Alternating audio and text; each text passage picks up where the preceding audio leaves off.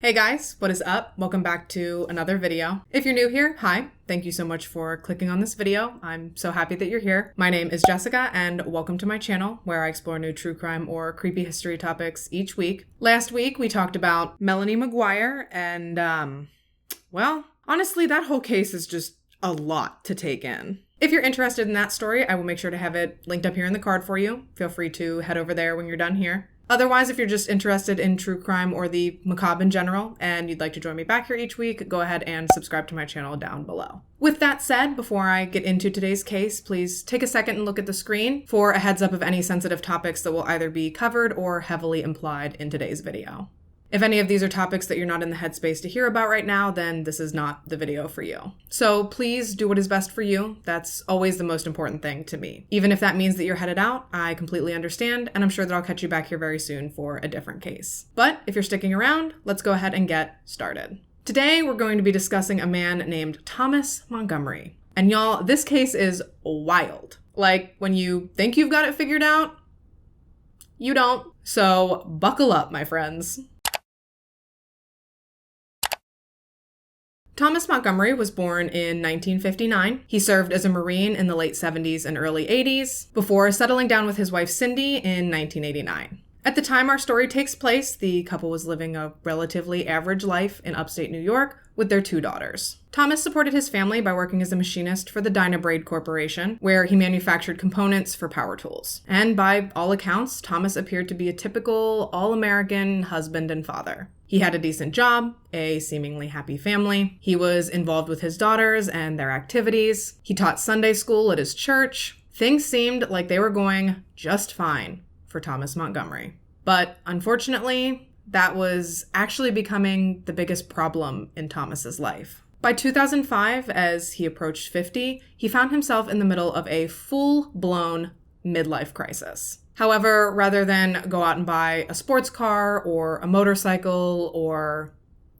what else do people buy in a midlife crisis? You know what? Doesn't matter, because he didn't do any of that. No, Mr. Montgomery found himself experiencing his midlife crisis during the age of the internet. So he didn't need to buy a bunch of random, ridiculous bullshit to make himself feel young again. Because as soon as he sat down at the computer, he could be whomever he wanted to be. He didn't have to be 46-year-old machinist, father and husband Thomas Montgomery. Instead, he took on the persona of Tommy, a 6'2", 18-year-old Iraq-bound Marine sniper. 190 pounds of lean muscle with a black belt in karate and a massive, Oh my God! If you think I'm kidding, I'm not. This was the identity he took on, and this was the exact information that he provided about himself while parading around the internet under the screen name Marine Sniper. And his favorite website to lurk around in as Tommy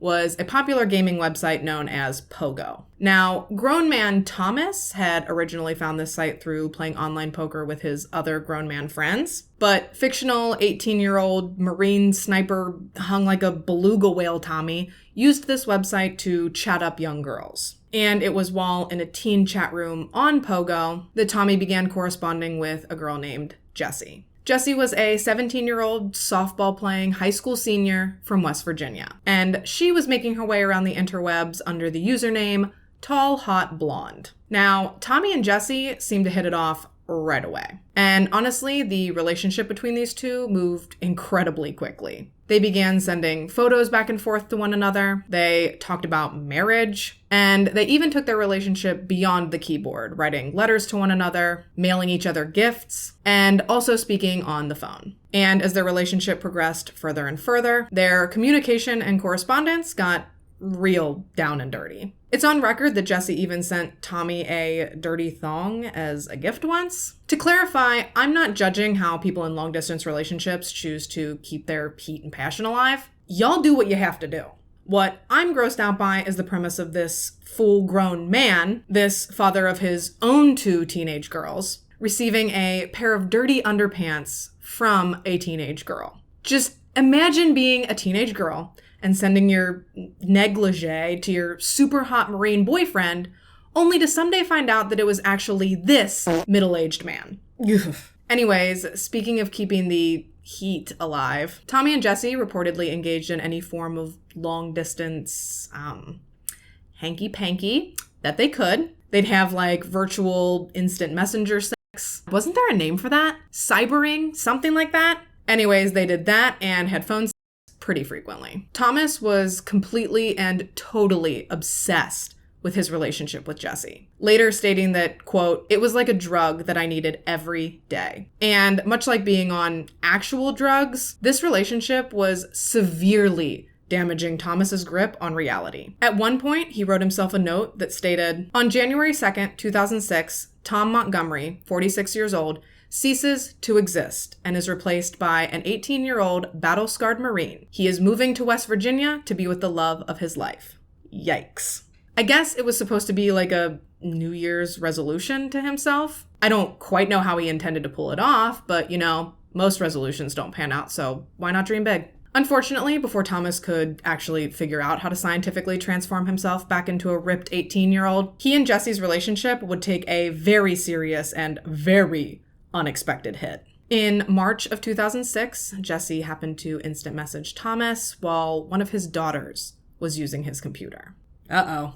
And when Thomas's daughter saw this message, she immediately called for her mother. Now, Cindy had already been confused and mildly concerned about her husband's obsessive internet usage, but it wasn't until she found the letters and the photos and the mementos that Jesse had sent her husband that she actually began to understand the gravity of what her husband was up to. Ooh, and y'all, Cindy was pissed. She was not the, let me talk to him and get his side of the story type wife. No. She was the, I'm going to take matters into my own hands and fuck up this man's world type wife. Which, respect. Plus, as a mother, I have to assume that she felt as though she had, almost sort of a responsibility to inform this poor girl that she was being totally and completely catfished by her husband. And inform her, she did. Cindy took it upon herself to write a letter of her very own to Jesse, which she mailed complete with a photo of their family.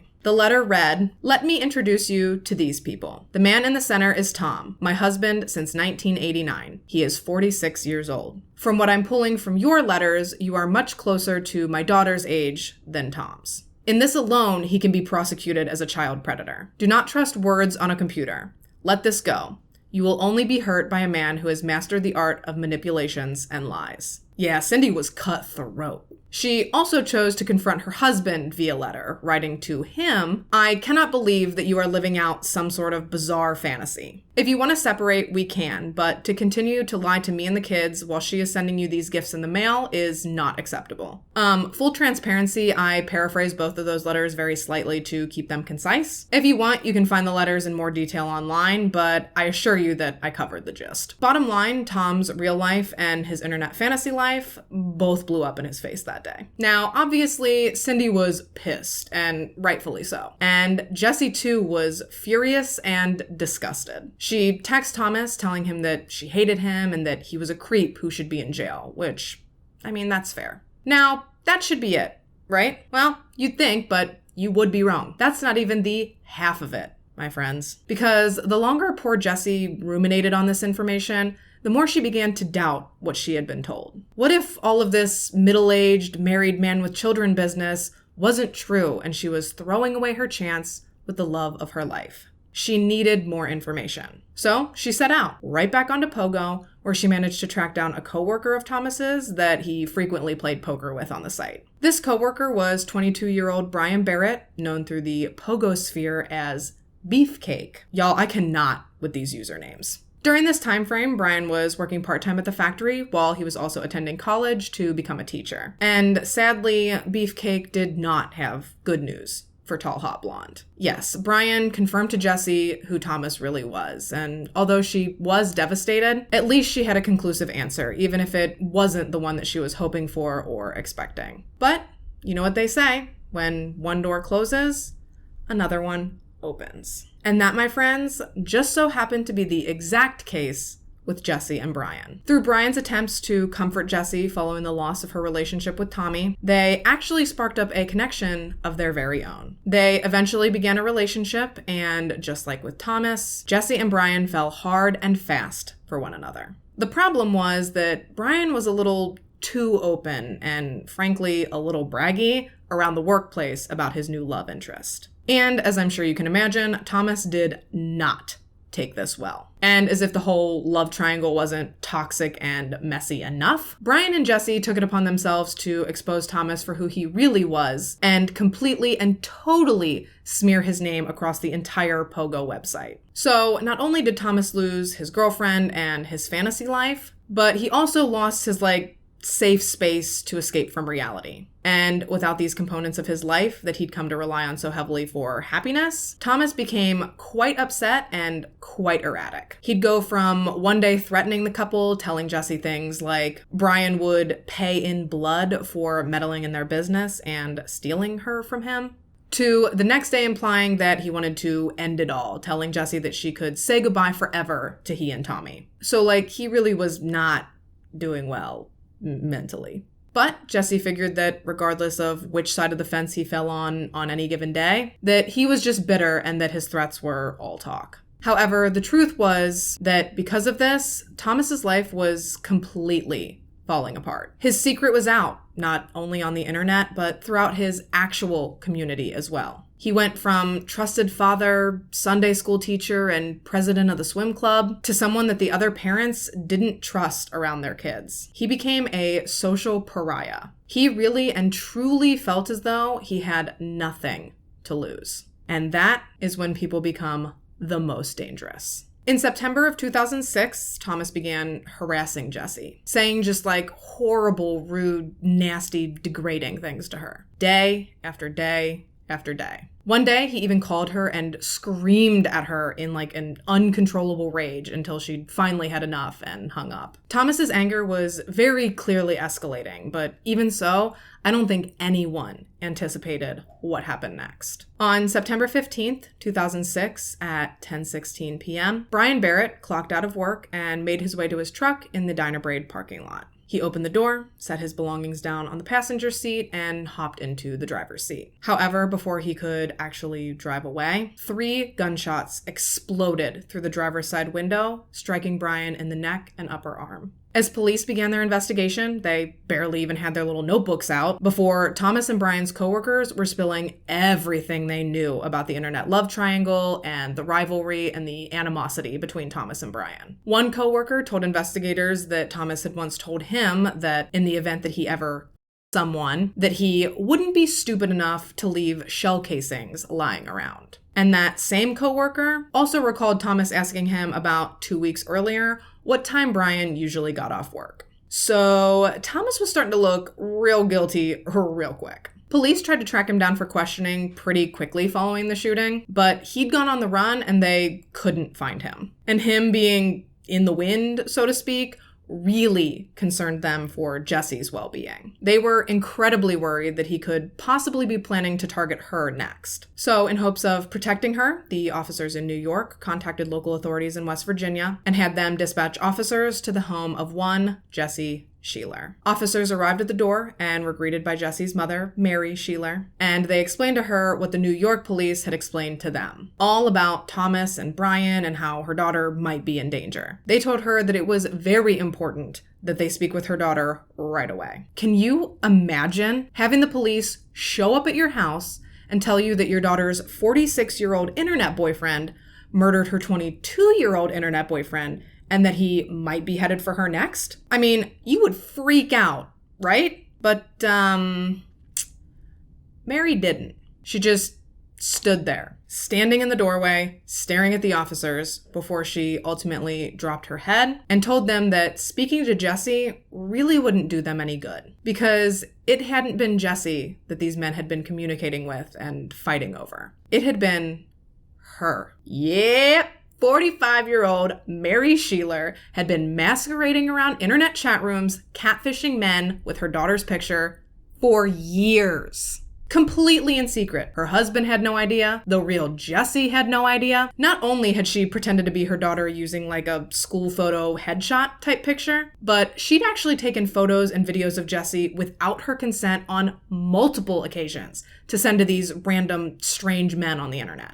I mean, what kind of mother does that? And as she sat admitting to police that she'd exploited her teenage daughter for her own sick kicks, Mary swore up and down that she'd meant no harm in the situation and that she'd just been having fun playing games. Yeah, the woman is severely unhinged. I mean, can you imagine if Thomas had set out to hurt Jessie? He knew where she lived. He knew what she looked like. The only thing he didn't know was that she had absolutely no idea who he was and absolutely no hand in the emotional manipulation her mother had put him through. In my opinion, this woman put her daughter in very real danger and literally could not have cared less. But we'll get to that. Meanwhile, Thomas was finally found and apprehended. Thank God. He did refuse to talk when questioned by police, despite the fairly significant evidence they had against him. During their investigation, they'd found his DNA at the crime scene. They'd found that his cell phone records placed him near Dinah Braid at the time of the murder. And thanks to a family photo that happened to picture his gun cabinet in the background, they had proof that at one point or another, he had owned a gun identical to that which was believed to have taken the life of Brian Barrett.